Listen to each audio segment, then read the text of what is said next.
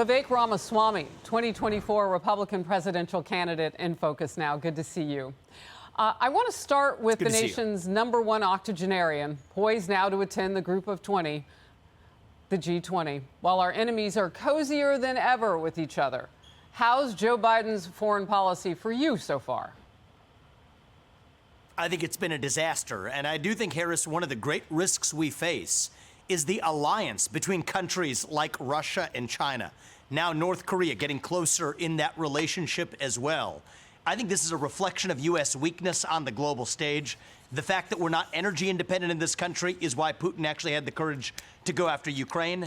The fact that we're dependent on China for our modern way of life is why we didn't have the courage to shoot down that Chinese spy balloon flying over half the United States. So when the United States is weak at home, that sends a signal to our adversaries abroad. And I think one of the things that we need to focus on, that I'm focused on as the next U.S. president if I'm elected, is pulling apart that Russia-China alliance, deterring China from going after Taiwan while avoiding World War III. And Harris, with due respect, I think I'm the only candidate that's offered clarity on how to do that. So look, I appreciate the enumeration for time. You do that very well, but I want to go deeper than that because you've taken some criticism for your lack thereof of knowledge, at least according to Nikki Haley, and now a growing list of rivals and other Republicans.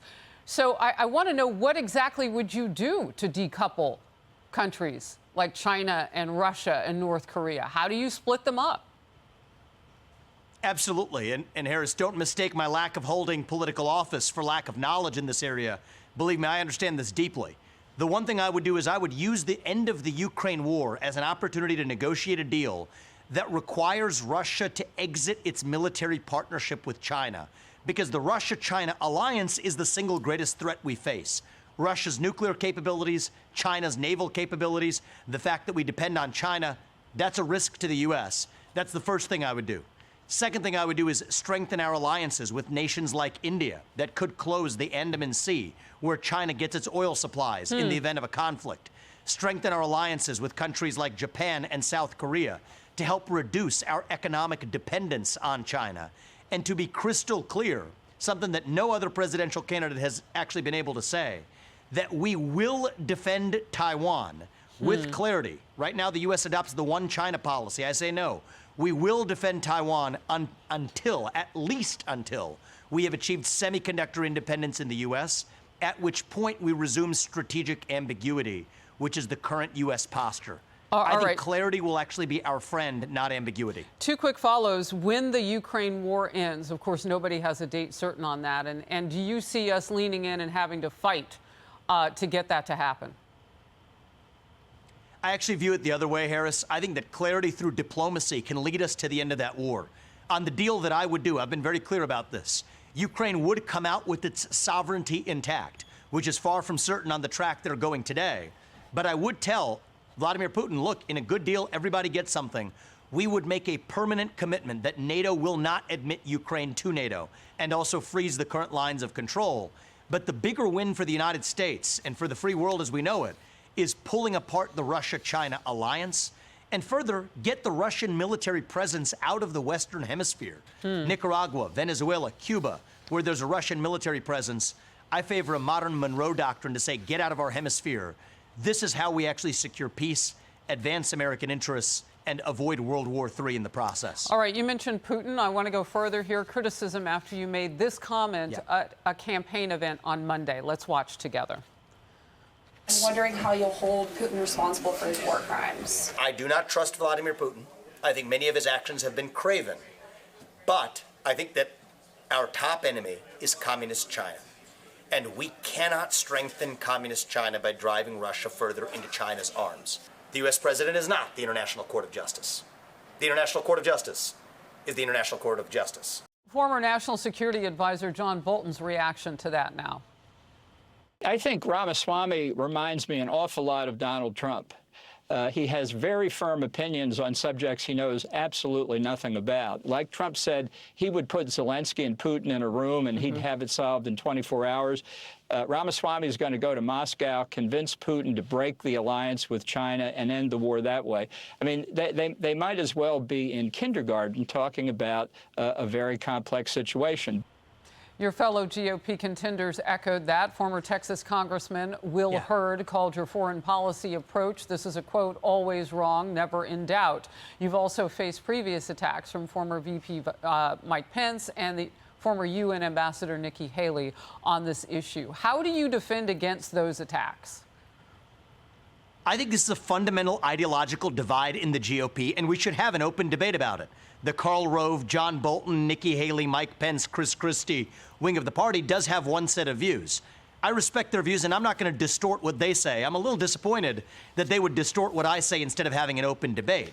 My view is that a peace treaty here makes sense. I come from the Richard Nixon school of realist foreign policy. Did Richard Nixon trust Mao Zedong? No, he did not. But did he recognize we needed to pull Mao out of the USSR's clasp? Yes, he did. I think Putin is like the new Mao. We have to pull Russia out of that military alliance with China. And Harris, I'll remind you, this foreign policy and military establishment, we have failed when it comes to homeland defenses, cyber defense, super EMP defenses, missile defenses in the United States.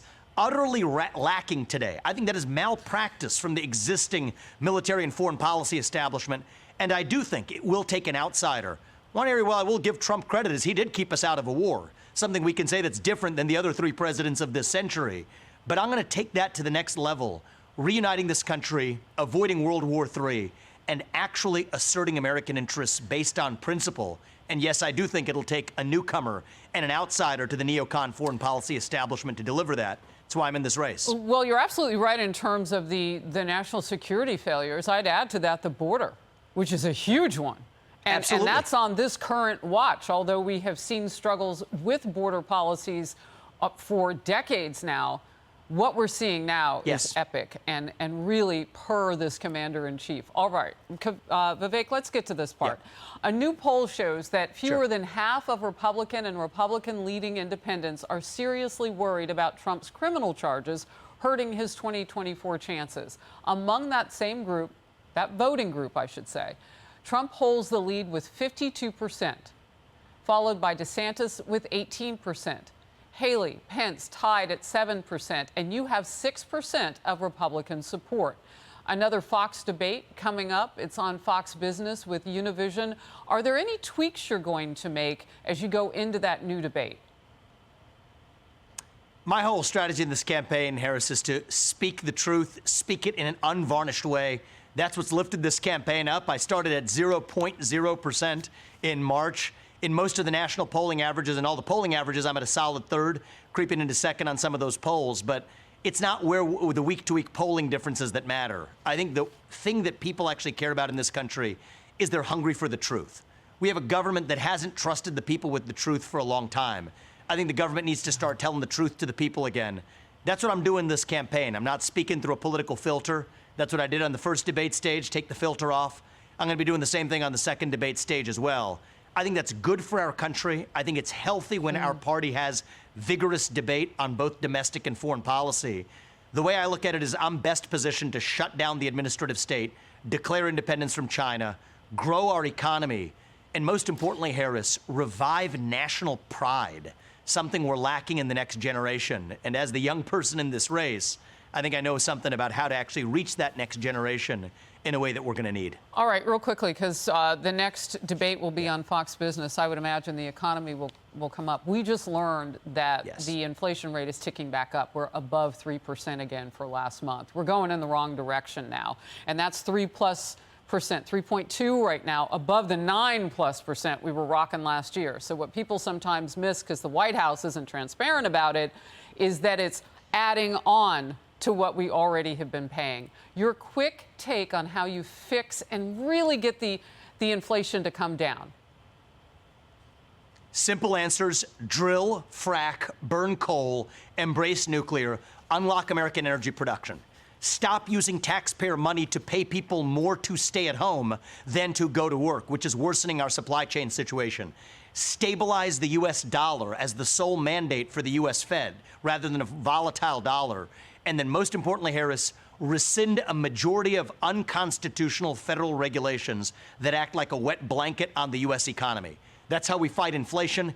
It is also how we deliver economic growth, GDP growth, something we've missed for a long time. I'm the pro-growth candidate in this race. And you know what? We're all more proud of a country when we are making more money in our country. As a businessman and an outsider in this race, I know how to deliver that. And I think that's one of the keys to our national revival. Yeah, we're more proud of a country when we can afford to buy groceries. That's the bottom line. Yes. So that truth that you're talking about, yeah, the American public is thirsty for it because they still can't figure out why the president who promised all of this hasn't gotten it done yet. Vivek Ramaswamy, exactly. Thank you very much for being in focus. Let's do it again. Hey everyone, I'm Emily Campagno. Catch me and my co-hosts Harris Faulkner and Kaylee McEnany on Outnumbered every weekday at 12 p.m. Eastern, or set your DVR. Also, don't forget to subscribe to the Fox News YouTube page for daily highlights.